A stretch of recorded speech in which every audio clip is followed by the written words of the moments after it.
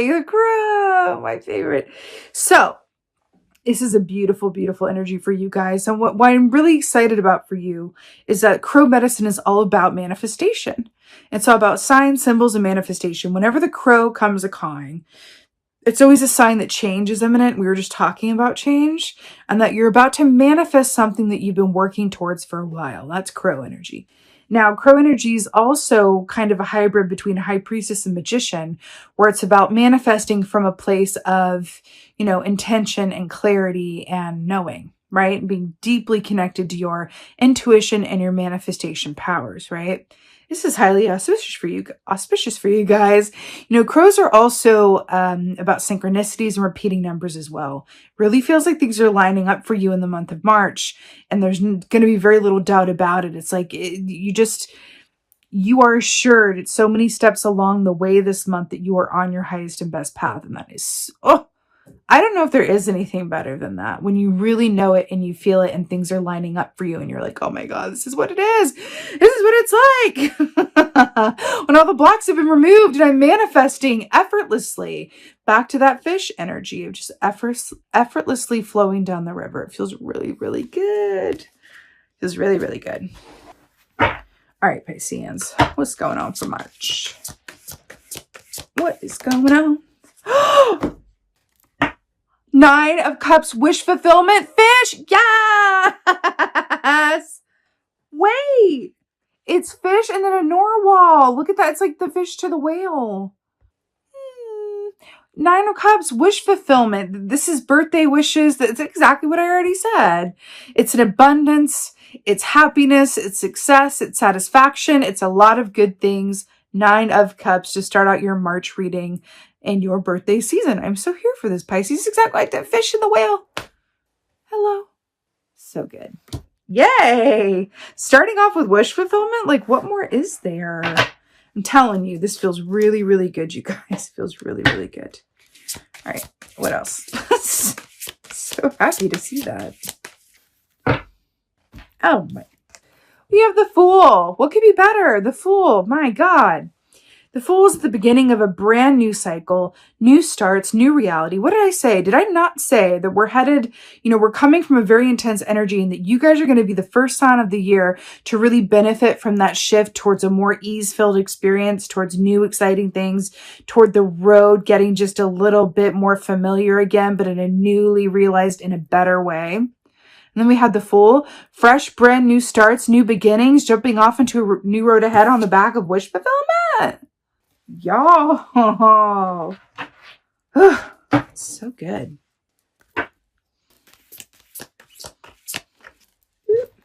That animal that the Fool is riding reminds me of that animal from the Neverending Story. I don't remember what it's called, but Neverending Story.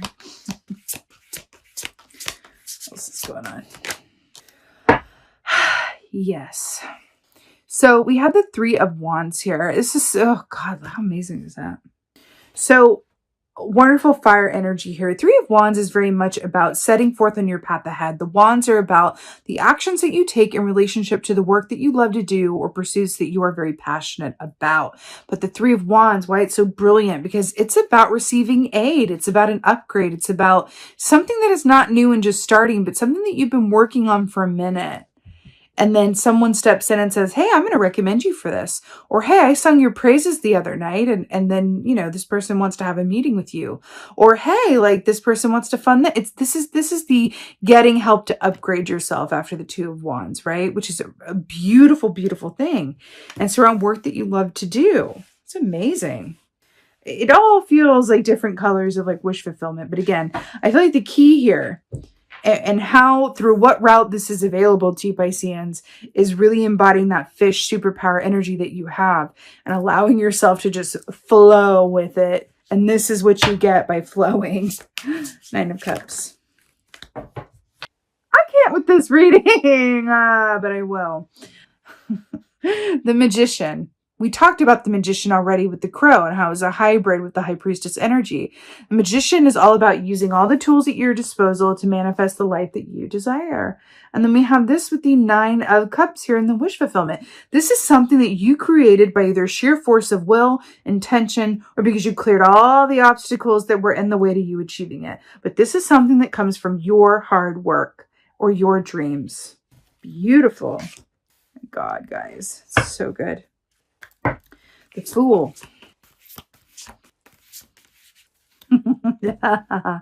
Okay.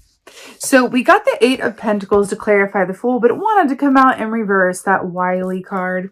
You know, Eight of Pentacles in the upright is very much about hard work meeting up with timing and skill, right? I feel like the fact that the Eight of Pentacles in reverse is clarifying the Fool. What did I say about we're coming out of a time where the energy's been tense? There's been a certain way that things have been going for the past couple of years, and we're moving into a new cycle where things are a little bit more ease-filled, and we have this in reverse. Traditionally, the Eight of Pentacles in reverse is not the exact opposite of it in the upright, but that is what I'm feeling in this particular instance.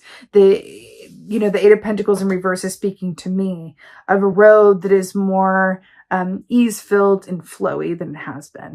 And it's interesting, too, that we have the Fool like jumping off the cliff, and then we have this like cliff over water here as well, right? But persistence, dedicated effort, faith, and just knowing that you're going to get to where you're going is about to pay off in a huge way for you. I love to see it. I love to see it. If only every reading were this overly positive.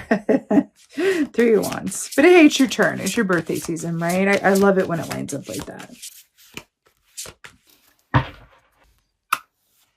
So this is Eight of Swords in reverse with the Three of Wands in the upright. So Eight of Swords in the upright is very much about restricted vision. It's about analysis paralysis. It's about...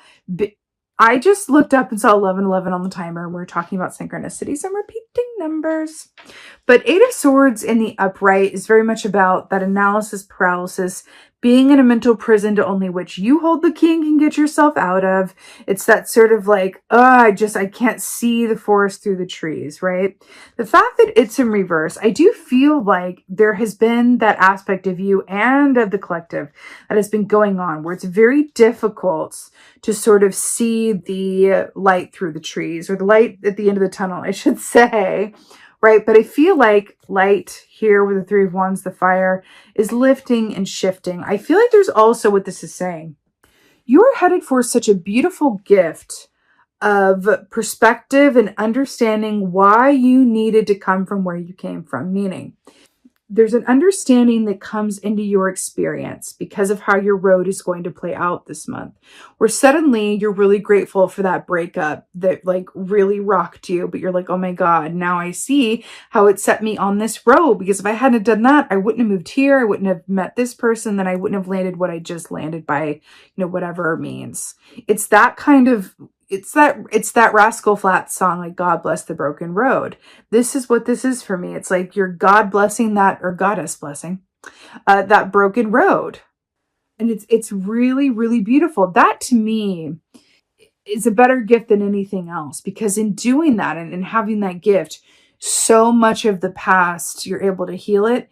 And then moving forward, you're able to look at things that don't necessarily go your way. It's not, the world is against me, or I have terrible luck, because, this actually is leading me towards something that I wouldn't be able to manifest or align with on the current path I was on. So let's bring on that broken road. Shift me, rearrange me, because I want to be in alignment, right, with what I really deserve and desire.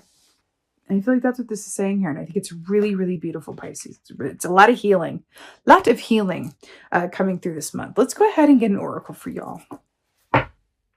On the bottom of the deck, you have the River Queen. Flow, letting go, natural movement. This feels like you guys. This is what I saw, like flow, letting go, natural movement, the River Queen. It's really, really beautiful. Number 9 as well. 9 of Cups, 9. But I want to give you this one, but I want to shuffle you one as well. But of course, yes, River Queen. The Phoenix. Resurrection, surrender to change. What was I just saying? Look at the fiery fireness. Resurrection, surrender to change. God bless the goddess, bless the broken road. Indeed, it's that aspect of that I'm so glad that that went wrong so I could be here now. Now, this is also saying, and I want to talk about this briefly because you did get the wish fulfillment key with the Nine of Cups. Oftentimes, getting what we want can be trouble. And I mean that in the way that, you know, the saying, be careful what you wish for because you just might get it. Have you ever considered like why that saying exists? It exists because when you get what you wished for, your life as you knew it in whatever way, shape, or form dies, right? Because change happens, right? Just like the phoenix, right? For example, if you wished for, you know, a relationship, a loving, nurturing relationship, and then you get it and you're really happy, but at that same moment, suddenly you're like, oh my God, my time is no longer all mine anymore. And I have to make this adjustment. And oh my God, now it's like, life is very different. It can happen very suddenly. And the surrender to change aspect, when we're talking about, along with this flow, letting go, natural movement, water and fire here, as you align yourself to this aspect of flow and allowing what you desire and what you earn to come to you, there's also this aspect of going, you know, my new life, I embrace my new life, but at the same time release my old one. And that's the key. It's a lot of us, and it's very human to do it. I could write a book on it, honestly. Attempt to hang on to their old lives while at the same time, you know, embracing their new ones. And there's a lot of push and pull inherent in that. It can be very difficult to let go of things as they were, right? So again, wish fulfillment does have a cost. And I don't mean that to be like overly dramatic, because that wouldn't be like me at all. But I do feel like there's a bit of medicine in this for you. And part of the reason your advice is flow.